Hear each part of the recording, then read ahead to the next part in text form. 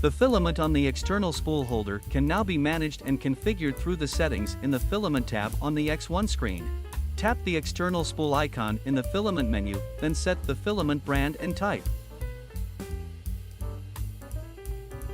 Select the color and tap confirm. Next, tap load to heat up the nozzle and load the filament into the extruder. Once the nozzle heats up to 250 degrees Celsius, if you have an AMS, disconnect the PTFE tube connector from the back of the machine, then manually feed the filament into the tool head until the filament reaches the extruder gear. You know when the filament sensor is triggered when the tool head on the screen changes to the filament color that was set.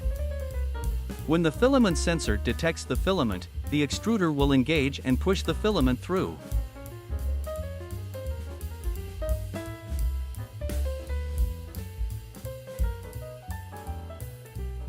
The extruder will then start to purge the filament.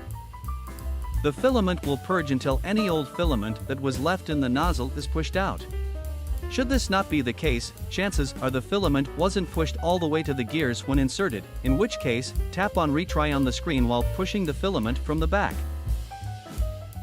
To unload the filament on the spool holder, simply tap unload and wait for the nozzle to heat up to 250 degrees Celsius.